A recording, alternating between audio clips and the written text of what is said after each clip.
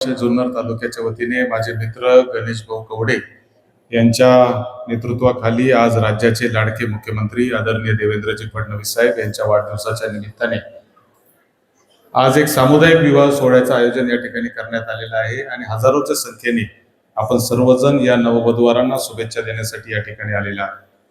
खरं तर सामुदायिक विवाह सोहळा ही काळाची गरज आहे आणि ती काय फक्त गरिबाचेच झाले पाहिजे असं नाही, तर मोठ्याचे सुद्धा झाले पाहिजे। आणि खरं तर याची सुरुवात ही मोठ्यांपासूनच झाली पाहिजे असं मानणारे आम्ही असल्यामुळं माझं पण स्वतःचं लग्न सामुदायिक विवाहामध्ये झालेलं आहे। त्यामुळे मला असं वाटतं की लग्नामध्ये जो वाह्यात खर्च आपण आजकाल करत असतो त्याच्यातून जी परिस्थिती शेतकऱ्याची निर्माण झालेली आहे, त्यासाठी सामुदायिक विवाह सोहळा ही चळवळ खरं तर जुन्नर तालुक्यातूनच सुरू झाली, परंतु ती आता मोठ्या प्रमाणावर वाढली पाहिजे असं मला वाटतं। आणि म्हणून गणेश भाऊ तुम्ही जे सुरुवात या ठिकाणी केलेली आहे त्यासाठी मी खूप खूप शुभेच्छा देतो। या ठिकाणी आता सत्यशील दादांनी सांगितलं त्या पद्धतीने 9 तारखेला 9 ऑगस्ट रोजी आपण चाळकवाडीच्या टोल नाक्यावर जुन्नर तालुक्याच्या वतीने आपण नाशिक पुणे रेल्वेसाठी रास्ता रोकोचं आंदोलन 9 तारखेला रविवारी सकाळी 9 वाजता ठेवलेलं आहे। नाशिक पुणे रेल्वे ही झाली पाहिजे, ही रेल्वे आपल्या सगळ्यांसाठी अत्यंत गरजेची आहे। आणि आज आपण पाहतो की आपल्या तालुक्यातील असेल, संगमनेर तालुक्यातील असेल, खेड तालुक्यातील असेल, आंबेगाव तालुक्यातील असेल, या तालुक्यातले रोजचा संबंध आपला आज पुणे आणि नाशिकशी सुरू झालेला आहे। परंतु आपल्या लोकांना, आपल्या मुलांना, आपल्या शेतकऱ्याला जर न्याय द्यायचा असेल तर ही रेल्वे ही सरळ मार्गाने झाली पाहिजे, ही आमची मागणी आहे।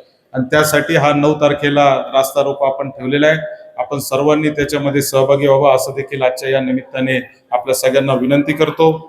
देवराम शेट्टी इथं सांगितलं खुशी खुशी, अहो खुशी खुशी जर तुम्ही विधानसभेला थांबले असते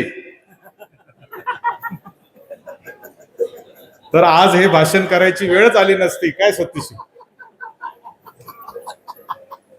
आणि मी देवराम शेठला आज नाही ओळखत, मी वल्लभ शेटनी त्यांना जिल्हा परिषदेचं अध्यक्ष केलं तेव्हापासूनचे आमचे संबंध आहे। त्यामुळं त्यांचं सगळं मला कामाची पद्धत ही खोलपर्यंत माहिती आहे। त्यामुळं भाषणापुरतं नाही, निवडणूक आल्यावर पण खुशी खुशीच निर्णय झाले पाहिजे।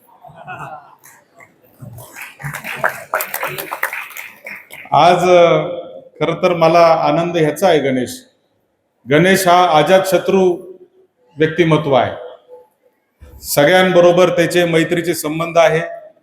आज मैत्री दिन आहे आणि मैत्रीच्या संबंधातूनच खऱ्या अर्थाने हे अश्वमेघ युवा मंच हे सगळेजण मित्रपरिवार हे सगळे एकत्र येऊन काम करतात।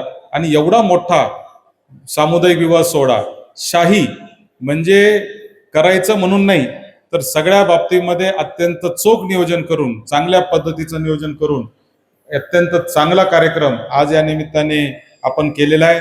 खरं तर राज्याचे मुख्यमंत्री देवेंद्रजी फडणवीस साहेब यांच्या वाढदिवसाचं औचित्य साधून आपण हा कार्यक्रम या निमित्ताने करतोय।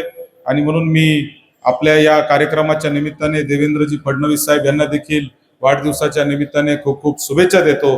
पुन्हा एकदा अश्वमेघ युवा मंचच्या सर्व कार्यकर्त्यांचे, अध्यक्ष आणि सगळ्या मंडळीचे अभिनंदन करतो, आभार मानतो। नवीन जे दाम्पत्य या ठिकाणी विवाहबद्ध होत आहे त्यांचं आयुष्य सुख समृद्धी भरभराटीत जावो अशी सदिच्छा आज व्यक्त करतो। संकष्टी चतुर्थी आहे, त्या चतुर्थीच्या निमित्ताने आपल्या सगळ्यांना शुभेच्छा देतो आणि थांबतो। धन्यवाद।